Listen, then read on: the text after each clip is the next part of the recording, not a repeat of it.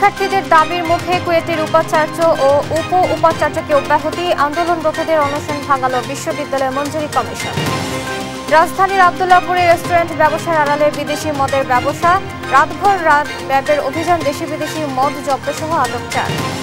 রাজধানীর বিভিন্ন এলাকায় চুলা চলে না, গ্যাস সংকটে যানবাহনের দীর্ঘ সারি, ফিলিং স্টেশনেও সরবরাহ কমের অজুহাত তিতাসের। 400-450 মিলিয়নের গ্যাসে কিন্তু শর্টেজ আমার কাছে প্রতিদিনই থাকছে। যে মন্ত্রণালয় থেকেও এবং পেট্রোনালয় থেকেও এলএনজির সরবরাহ বাড়ানোর জন্য চেষ্টা করা হচ্ছে। সাভারের রানা প্লাজা ধসের 12 বছর আজ, মানবেতর দিন কাটছে আহতদের, একযুগেও বিচার ও ক্ষতিপূরণ না পাওয়ার আক্ষেপ ভুক্তভোগীদের। এই যে 12টা বছর আমরা রাস্তায় রাস্তায় এখনো পাগলের মতন ঘুরতেছি, কেন এই কথা তুলে ধরেন আর কেন এই গাইগুলো আমরা করে বেড়াবো? এই শ্রমিকটা এখানে বেঁচে থাকলে বাকি জীবনে যে আয় করতে পারতো সেটা হচ্ছে তার ক্ষতিপূরণ। পতিত স্বৈরাচারের দোসরদের আশকারায় সরকারি জমি হরি লুটে সিডিএ, আবাসিকের প্লট ইচ্ছেমতো ভাগ বাটোয়ারা, নাটের গুরুর সাবেক চেয়ারম্যান। পাটোয়ারি আরিচা ঘাট এলাকায় বিএনপির নামে চাঁদাবাজির অভিযোগ, ব্যবস্থার আশ্বাস নেতাদের, মামলা করে নিরাপত্তা শঙ্কায় ভুক্তভোগী। আরিচা ও পাটুরিয়া আলাল চেয়ারম্যান চাঁদাবাজি করতেছে পরিবহন এবং নৌখাত সব জায়গায় থেকেই। এবং পাকিস্তানের সঙ্গে সিন্ধু পানি বন্টন চুক্তি বাতিল করল মোদি, 48 ঘন্টার মধ্যে পাকিস্তানিদের ভারত ত্যাগের নির্দেশ, পাল্টা পদক্ষেপ নিচ্ছে পাকিস্তান। দেখছিলেন শিরোনাম সংবাদ, সকালের সঙ্গে রয়েছি আমি আয়েশা বুবলি। এবার বিস্তারিত। শিক্ষার্থীদের দাবির মুখে কুয়েটের উপাচার্য অধ্যাপক ডক্টর মোহাম্মদ মাসুদ ও উপ উপাচার্য অধ্যাপক ডক্টর শেখ শরীফুল ইসলামকে দায়িত্ব থেকে অব্যাহতির সিদ্ধান্ত নিয়েছে সরকার।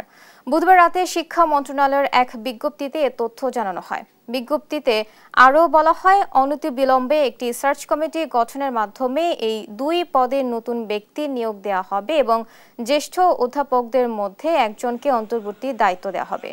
এই ঘোষণার এক দফা দাবিতে আমরণ অনশনরত শিক্ষার্থীরা প্রায় 58 ঘন্টা পর তাদের কর্মসূচি প্রত্যাহার করেন।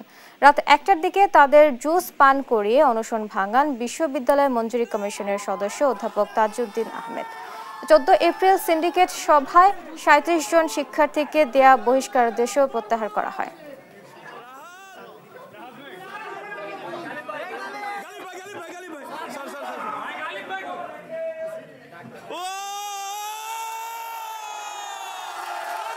বিশ্ববিদ্যালয়ের উপাচার্য এবং উপ উপাচার্যকে দায়িত্ব থেকে অব্যাহতি প্রদানের অনতিবিলম্বে একটি সার্চ কমিটি গঠনের মাধ্যমে এই 2টি পদে নতুন নিয়োগ প্রদান করা হবে। রেস্টুরেন্ট ব্যবসার আড়ালে অনুমোদনহীন বিদেশি মদ বিক্রির অভিযোগে রাজধানীর উত্তরার আব্দুল্লাহপুরে টাইগারের বারে অভিযান চালিয়েছে র্যাব। এ সময় বিপুল পরিমাণ দেশি বিদেশি মদ জব্দ সহ 4 জনকে আটক করেছে সংস্থাটি। বুধবার রাত 9টা থেকে 1:30 পর্যন্ত এই অভিযান চালায় র্যাব। এ সময় 5তলা ভবনের 3টি ফ্লোর থেকে বিপুল পরিমাণ দেশি বিদেশি মদ ও বিয়ারের ক্যান জব্দ করা হয়। এদিকে র্যাবের উপস্থিতি টের পেয়ে মালিক পালিয়ে গেলেও ম্যানেজার, ক্যাশিয়ার সহ 4 জনকে আটক করা হয়। অভিযান শেষে র্যাব 1-এর মেজর আহনাফ জানান, দীর্ঘদিন ধরে রেস্টুরেন্টের লাইসেন্সের আড়ালে কাস্টমস ফাঁকি দেওয়া বিভিন্ন বিদেশি ব্র্যান্ডের মদ বিক্রি করা হতো এখানে। এছাড়া মাদকদ্রব্য নিয়ন্ত্রণ অধিদপ্তরেও কোনো কাজ ছিল না বলে জানায় তিনি।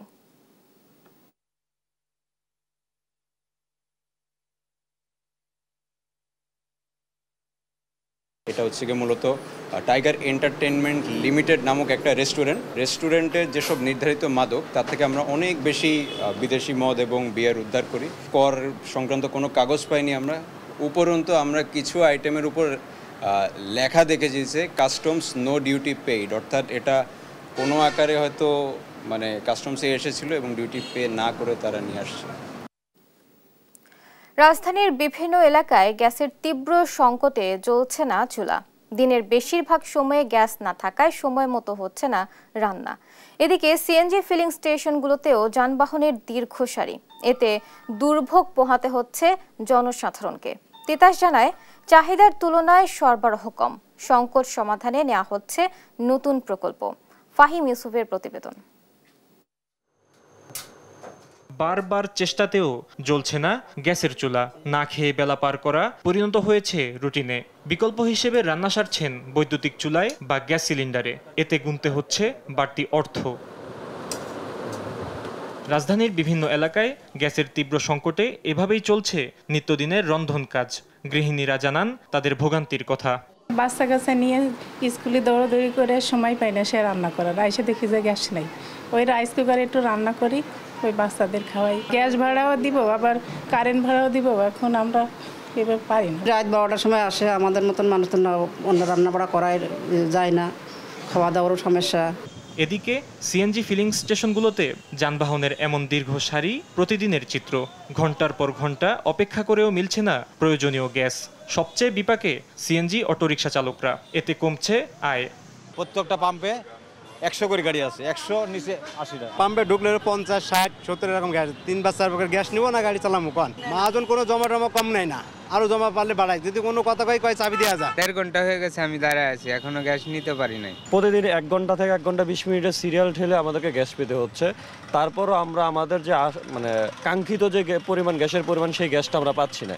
বাণিজ্যিক সংযোগেও কমেছে গ্যাসের সরবরাহ। শিল্প কারখানায় কমেছে উৎপাদন। রাজধানী ও আশপাশের এলাকায় দৈনিক 1960 মিলিয়ন ঘনফুট চাহিদার বিপরীতে তিতাসের সরবরাহ 1500 মিলিয়ন ঘনফুট গ্যাস। সরবরাহ বাড়াতে অতিরিক্ত কূপ খনন ও আমদানির কথা জানান তিতাসের অপারেশন বিভাগের মহাব্যবস্থাপক সাইদুল হাসান। 400-450 মিলিয়নের গ্যাসে কিন্তু শর্টেজ আমার কাছে প্রতিদিনই থাকছে। যে মন্ত্রণালয় থেকেও এবং পেট্রোনালয় থেকেও এলএনজির সরবরাহ বাড়ানোর জন্য চেষ্টা করা হচ্ছে। আপনি জানেন যে বিভিন্ন সরকারি পর্যায়ে এলএনজিগুলোর ক্রয় করার বিষয়ে উদ্যোগ নেওয়া হচ্ছে। বিভিন্ন জায়গায় কূপের সংখ্যা বাড়াচ্ছে পেট্রোবাংলা। জানান গ্রাহক সংখ্যা দ্রুত বাড়ায় চাহিদা অনুযায়ী রাজধানীর পুরনো লাইনে সরবরাহ করা যাচ্ছে না গ্যাস। তাই সক্ষমতা বাড়াতে নতুন পাইপলাইন বসানোর প্রকল্প নিয়েছে তিতাস। এই এলাকাগুলো ঢাকার পুরনো এলাকা। ওই এলাকার নেটওয়ার্কের যে কাভারেজ, তার যে একটা সক্ষমতা, একটা এলাকার তো নেটওয়ার্কের একটা সক্ষমতা, এই সক্ষমতা কিন্তু এক্সিড করে গেছে। প্রজেক্টের ভিতরে দুটো অংশই আছে। একটা হলো পুরাতন লাইনগুলোকে রিপ্লেস করা এবং পাইপের ডায়া বাড়ানো। প্রতিদিন কিন্তু আমাদের কয়েকশো করে অবৈধ লাইন কিন্তু কাটা হচ্ছে। তবে শুধু প্রকল্প বা আশ্বাস নয়, গ্যাস সংকটের স্থায়ী সমাধানে দৃশ্যমান অগ্রগতি দেখতে চান ভুক্তভোগীরা। ফাহিম ইউসুফ, দেশ টিভি, ঢাকা। প্রভাব খাটিয়ে সিডিএর শতাধিক প্লট হাতিয়ে নিয়েছে স্বৈরাচার শেখ হাসিনা সরকারের মন্ত্রী, সংসদ সদস্য ও নেতারা। অনিয়মকে নিয়ম বানিয়ে নিজের আত্মীয় স্বজন, ব্যক্তিগত কর্মকর্তা কর্মচারীদের নামেও প্লট হাতিয়ে নেন রাজনৈতিক বিবেচনায় নিয়োগ পাওয়া সিডিএর সাবেক চেয়ারম্যান আব্দুস সালাম। সিডিএর অনিয়ম, দুর্নীতি আর প্লট কেলেঙ্কারি নিয়ে সহকর্মী একেএম নাজিমের প্রতিবেদন, জানাচ্ছেন টুম্পা আফরোজ। 2004 সালে নগরীর কোয়াইশ ও চান্দগাঁও মৌজায় প্রায় 170 একর জমিতে গড়ে তোলা হয় অনন্যা আবাসিক এলাকা নামে নতুন আবাসন প্রকল্প। প্রকল্পের নকশা ও লেআউট অনুযায়ী 2008 সালের জুলাইতে 1733টি প্লট বরাদ্দ দেওয়া হয় লটারির মাধ্যমে। আওয়ামী লীগ ক্ষমতায় আসার পর রাজনৈতিক বিবেচনায় দলের নগর শাখার কোষাধ্যক্ষ আব্দুস সালামকে নিয়োগ দেওয়া হয় সিডিএর চেয়ারম্যান হিসেবে। এরপরই শুরু হয় সরকারি জমির হরিলুট। সিডিএর প্লট হরিলুটে বিভিন্ন আবাসিক এলাকার লেআউট ও নকশায় আনা হয় পরিবর্তন। ভরাট করা হয় পুকুরসহ খেলার মাঠ। সাবেক বাণিজ্যমন্ত্রী টিপু মুন্সি ও আব্দুস সালামের মালিকানায় আবাসিক এলাকায় গড়ে তোলা হয় বাণিজ্যিক হাসপাতাল। লেআউট পরিবর্তন করে সালাম নিজেই গড়ে তোলেন বাণিজ্যিক ভবন। শতকরা 90% মানুষই বা ভবনেই কিন্তু অনুমোদিত নকশার ব্যত্যয় ঘটিয়েই কিন্তু এটা নির্মিত হচ্ছে, এবং যে সমস্ত বিল্ডিং কোড মেনে বিল্ডিংগুলো তৈরি করা দরকার সেগুলো মানা হচ্ছে না। এক কথায় সিডিএকে কেউ তোয়াক্কাই করছে না। এদিকে জ্যেষ্ঠতা লঙ্ঘন করে অনুগত কর্মকর্তা কর্মচারীদের নামে বরাদ্দ দেয়া হয় 50টি প্লট। সিডিএর নীতিমালা না মেনে 6 বছর আগের জমির মূল্য দেখিয়ে 2013 সালে মন্ত্রী, সংসদ সদস্য ও দলের নেতাদের দেয়া হয় 60টি প্লট। এর মধ্যে রয়েছেন সাবেক মন্ত্রী হাসান মাহমুদ, দিলীপ বড়ুয়া, আনিসুল ইসলাম মাহমুদ, দীপঙ্কর তালুকদার, ঢাকা বিশ্ববিদ্যালয়ের সাবেক ভিসি একে আজাদ চৌধুরী সহ অনেকে। যে কাজটা করবে ইঞ্জিনিয়ারিং ডিপার্টমেন্ট, সে লেআউট করছে এবং সেও কিন্তু ওটা ইমপ্লিমেন্ট করছে, যার ফলে যা হওয়া তা হয়েছে। এখানে অনেক ধরনের লেআউট চেঞ্জ হয়েছে, চেঞ্জ হয়ে পুকুরকে পুকুর ভরাট করে প্লটও বরাদ্দ দেওয়া হয়েছে। ওখানে আমাদের প্ল্যানটা ছিল যে সেখানে আমরা ওপেন স্পেস করব, এখানে হাঁটবো, মানুষ হাঁটার জায়গা থাকবে, খেলার মাঠ থাকবে, থাকবে, কিন্তু ওইটা ভরাট করে পুকুর ভরাট করে এখানে কিন্তু প্লট বাণিজ্য করা হয়েছে। আরও 2 দফায় সিডিএর বোর্ড সদস্য যুবলীগ নেতা শাহজাহান ও জসিমউদ্দিন শাহ সহ পারিবারিক ব্যবসা প্রতিষ্ঠান ওয়েল গ্রুপের জনসংযোগ কর্মকর্তা সেতু বড়ুয়াকে গোপনে প্লট বরাদ্দ দেন আব্দুস সালাম। প্লট কেলেঙ্কারির সঙ্গে জড়িতদের দ্রুত আইনের আওতায় আনার দাবি নগরবাসীর। নিউজ ডেস্ক, দেশ টিভি। সাভারে রানা প্লাজা ধসের 1 যুগ পেরিয়ে গেলেও এখনো দায়ীদের বিচার হয়নি। বেঁচে ফেরা শ্রমিকরা আজও কাটাচ্ছেন মানবেতর জীবন। কারো কাঁধে ঋণের বোঝা, কেউ বা ভিক্ষাবৃত্তির উপর টিকে আছে। সরকারের কাছে চিকিৎসা সেবা সহ নিশ্চিত সহ ক্ষতিপূরণের দাবি শ্রমিকদের। সহকর্মী দেওয়ানি মনের তথ্য ও ছবিতে জানাচ্ছেন সালমা জাহান। সাভারের রানা প্লাজা দুর্ঘটনার 1 যুগ পূর্ণ হলো আজ। 2013 সালের এই দিনে চোখের পলকে সাভার বাস স্ট্যান্ডের কাছে গার্মেন্টস কারখানার 9তলা ভবনটি ধসে পড়ে, যেখানে চাপা পড়ে কয়েক হাজার মানুষের স্বপ্ন ও প্রাণ। এতে 1175 শ্রমিকের করুণ মৃত্যু হয়। প্রায় 2500 জনকে উদ্ধার করা হয় আহত অবস্থায়। তাদের মধ্যে অনেকেই হাত পা হারিয়ে বরণ করেন পঙ্গুত্ব, যাদের বেশিরভাগেরই এখন দিন কাটছে অনাহারে অদ্যাহারে। এমনই একজন শ্রমিক সালমা বেগম গুরুতর আহত হয়ে হারান কর্মশক্তি। বেঁচে থাকার লড়াইয়ে তাই এখন ফেলে দেওয়া সবজি কুড়িয়ে বিক্রি করেন তিনি। এই যে 12টা বছর আমরা রাস্তায় রাস্তায় এখনো পাগলের মতন ঘুরতেছি, কেন এই কথা তুলে ধরেন আর কেন এই গাইগুলো আমরা করে বেড়াবো? আমাদের টাকা মানসি খাইতেছে, ফান্ডে ফান্ডে আমাদের টাকা জমা রয়েছে। সালমার মতো আহত হয়ে অনেক শ্রমিকেরই কাটছে মানবেতর জীবন। শুধু আর্থিক দুরবস্থায় নয়, তাদের মনে এখন এই ঘটনার বিচার ও ক্ষতিপূরণ না পাওয়ার 1 যুগের আক্ষেপ। অনেক দিন বাসায় বিছানায় ছিলাম, কোনো সিঁড়ি বাইয়া উঠতে পারতাম না, ভয় লাগতো যে এই বুঝি পড়ে যাবো, এই বুঝি পড়ে যাবো। 50,000 টাকা পাইছি, এটা কি ক্ষতিপূরণ বলে? এটা ক্ষতিপূরণ বলে না, এটা আমার দাম দিয়েছি অনুদান। দুর্ঘটনার ক্ষতিগ্রস্তদের স্থায়ী পুনর্বাসন এবং 1 যুগের সমান ক্ষতিপূরণের পাশাপাশি 24 এপ্রিলকে শোক দিবস ঘোষণার দাবি জানান শ্রমিক নেতারা। এছাড়া দোষীদের দ্রুত বিচারের মাধ্যমে কঠোর শাস্তি চান তারা। ক্ষতিপূরণটা হতে হবে 1 জীবন সম পরিমাণ। এই শ্রমিকটা এখানে বেঁচে থাকলে বাকি জীবনে যে আয় করতে পারতো সেটা হচ্ছে তার ক্ষতিপূরণ, তার হচ্ছে আর্থিক ক্ষতিপূরণ। যদিও একটা মানুষের মৃত্যুর কারণে আর্থিক ক্ষতিপূরণ সম্ভব না, তারপরও তার পরিবার, তার সংসার, তার অভাবে তারা অসহায় হবে, এটা তার ক্ষতিপূরণ দিয়ে পূরণ করা যায় না। রানা প্লাজা ধস বিশ্বের 3য় বৃহত্তম শিল্প দুর্ঘটনা। সে সময় এ ঘটনায় কেঁপে ওঠে পুরো বিশ্ব বিবেক। নিউজ ডেস্ক, দেশ টিভি। পুকুর সংস্কারের নামে বন বিভাগের অনুমতি ছাড়াই অর্ধশত গাছ কাটছেন উপজেলার সহকারী কমিশনার তারিকুল ইসলাম। এ বিষয়ে তার সঙ্গে কথা বলতে গেলে অকথ্য ভাষায় গালিগালাজ করেন সাংবাদিকদের। অভিজিৎ ঘোষের রিপোর্ট, জানাচ্ছেন নুসরাত শোভা। আপনার ফালতু ভিডিও দেখার আমার সময় নেই, সাংবাদিকের সঙ্গে এভাবে কথা বলছিলেন একজন সরকারি কর্মকর্তা। কিন্তু কেন? নিয়ম নীতি বা পরিবেশের তোয়াক্কা না করে টাঙ্গাইলের ভুয়াপুরে সরকারি গাছ কাটা নিয়ে প্রতিবেদন করতে গেলে সাংবাদিকরা পড়েন উপজেলা সহকারী কমিশনার তারিকুল ইসলামের তোপের মুখে। অভিযোগ রয়েছে পুকুর সংস্কারের নামে বন বিভাগের অনুমতি ছাড়াই কাটছেন অর্ধশত বয়সী গাছ।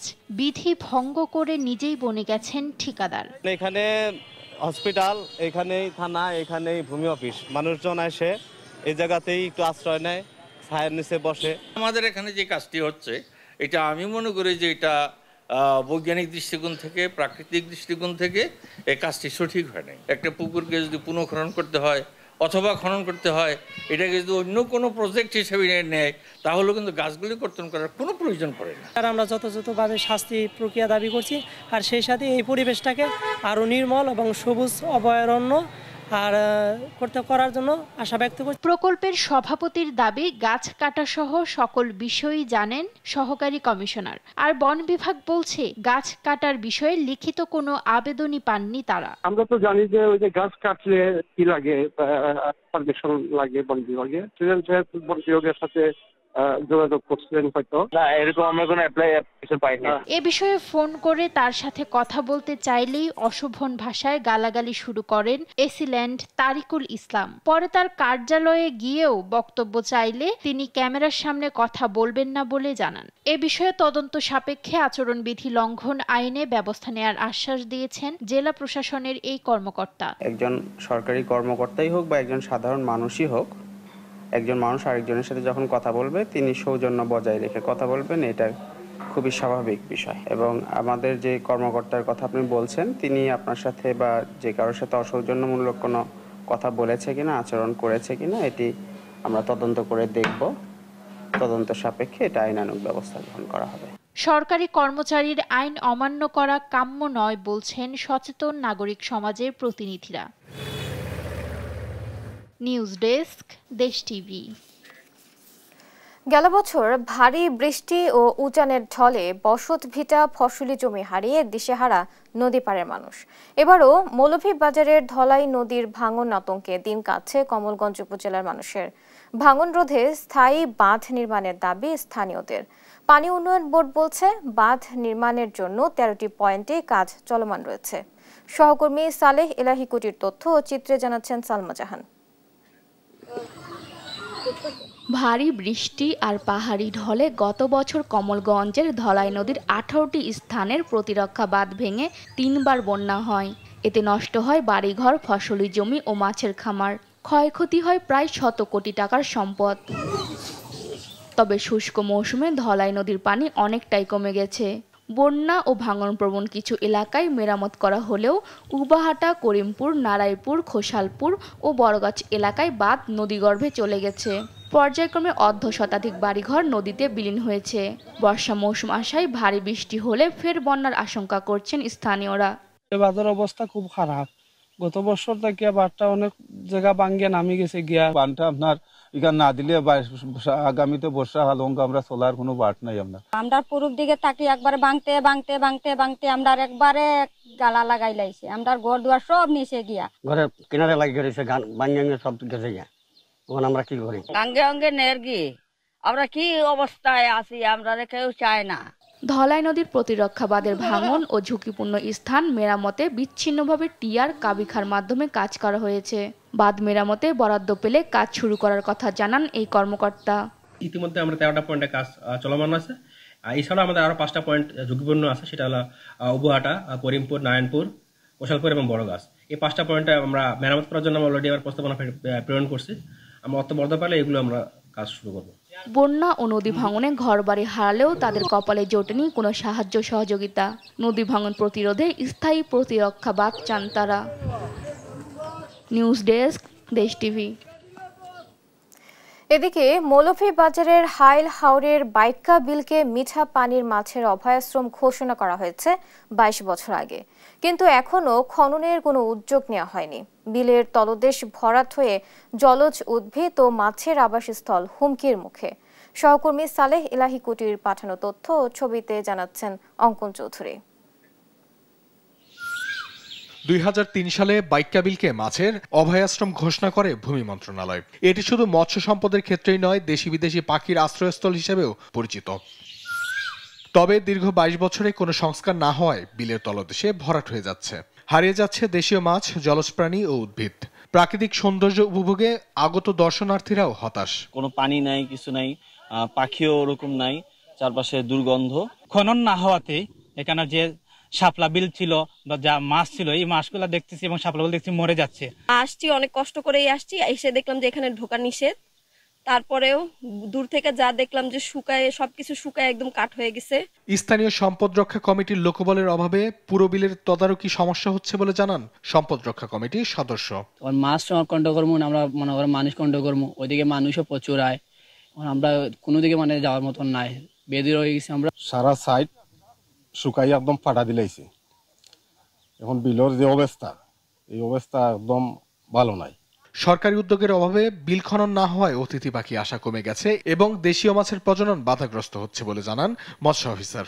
এই অভয়াশ্রমটিতে মাছের বংশবৃদ্ধির জন্য একটি ভালো জায়গা, তবে দীর্ঘদিন খনন না করায় শুষ্ক হয়ে যাওয়ার কারণে মাছের পরিবেশ নষ্ট হয়েছে, যার জন্য মাছ বংশবৃদ্ধি করার মতো জায়গা এখন পাচ্ছে না। জলবায়ু পরিবর্তন, জলজ উদ্ভিদ হ্রাস এবং আবাসস্থল সংকটে বাইক্কা বিলের পরিবেশগত ভারসাম্য হুমকিতে, ফলে পাখিদের বাসযোগ্যতা কমে যাচ্ছে। নিউজ ডেস্ক, দেশ টিভি। দেশের পট পরিবর্তনের পর মানিকগঞ্জে বন্ধ ছিল পরিবহন খাতে চাঁদাবাজি। এই খাতেই আবারও নতুন করে শুরু হয়েছে নীরব চাঁদাবাজি। আব্দুল আলিমের তথ্য ছবিতে জানাচ্ছেন আব্দুল আল মারুফ। আওয়ামী লীগ সরকারের আমলে পাটুরিয়া ও আরিচাঘাট এলাকায় পরিবহনে চাঁদাবাজির নেতৃত্ব দিতেন মানিকগঞ্জ জেলা আওয়ামী লীগের সহসভাপতি আব্দুর রহিম খান।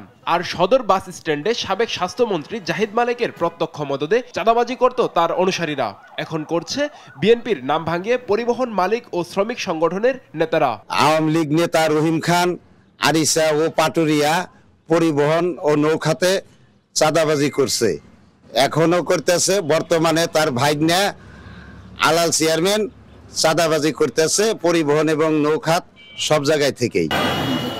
ঢাকা আরিচা মহাসড়ক সহ জেলার বিভিন্ন আঞ্চলিক সড়কে চলাচল করে হাজারেরও বেশি যানবাহন। এ সকল যানবাহন থেকে পাটুরিয়া ঘাটে টার্মিনাল চার্জ 50 টাকার বাইরে নেওয়া হচ্ছে 100 থেকে 150 টাকা ও মানিকগঞ্জ বাস টার্মিনালের ইজারা বাবদ 50 টাকা ছাড়াও বাড়তি নেওয়া হচ্ছে আরো 50 টাকা। মানিকগঞ্জ 100 টাকা আর লাইনম্যান 10 টাকা, পাটুরিয়া ঘাট নেওয়া হলো পার কিলো 50 আর হলো আপনার সরবেদার 100 টাকা। চাঁদাবাজি বন্ধে মামলা করার পর থেকে নিরাপত্তা শঙ্কায় ভুগছেন পরিবহন সংশ্লিষ্ট এই কর্মকর্তা। আব্দুল রহিম খানের লোকজন, আত্মীয় স্বজন তারা চাঁদাবাজি করে, আমি তাদের বিরুদ্ধে মামলা করি, তাদের 3 জন অ্যারেস্ট। এখন আমি জীবনের নিরাপত্তায় ভুগছি। জেলা বিএনপির নেতারা বলছেন সংগঠনের কোন নেতাকর্মী চাঁদাবাজির সঙ্গে জড়ালে তার বিরুদ্ধে নেওয়া হবে সাংগঠনিক ব্যবস্থা। বিএনপির কোন নেতাকর্মী এখন ওই জাতীয় ভূমিকায় যাওয়ার প্রশ্নই আসে না। যদি কেউ করে সেটা সম্পূর্ণ তার একান্ত ব্যক্তিগত ব্যাপার এবং সেটা বিএনপি সমর্থন করে না। আমরা অবশ্যই এই জাতীয় সঠিক তথ্য প্রমাণ পেলে আমরা সাংগঠনিক ব্যবস্থা গ্রহণ করার জন্য প্রয়োজনীয় ব্যবস্থা ইনশাআল্লাহ গ্রহণ করে বিএনপির পক্ষ থেকে। চাঁদাবাজি বন্ধে পুলিশ প্রশাসন তৎপর রয়েছে বলে জানান অতিরিক্ত পুলিশ সুপার ইমতিয়াজ মাহবুব। বাস রাখার জন্য সরকারি চার্জ যেই 50 টাকা, এর অতিরিক্ত 100 কিংবা 150 টাকা নেওয়ার যারা চেষ্টা করেছে তাদের বিরুদ্ধে আমরা অভিযোগ নিয়েছি এবং মামলা রুজু করে 3 জনকে গ্রেপ্তার করে আমরা আদালতে সোপর্দ করেছি এবং আমাদের এই ধারা সবসময় অব্যাহত থাকবে। আমরা মানিকগঞ্জে কোথাও কোনো পরিবহন সেক্টরে বা অন্য কোথাও আমরা কখনোই চাঁদাবাজি হতে দেব না। চাঁদাবাজি বন্ধে প্রশাসনের দিকে তাকিয়ে আছে পরিবহন সংশ্লিষ্টরা। নিউজ ডেস্ক, দেশ টিভি।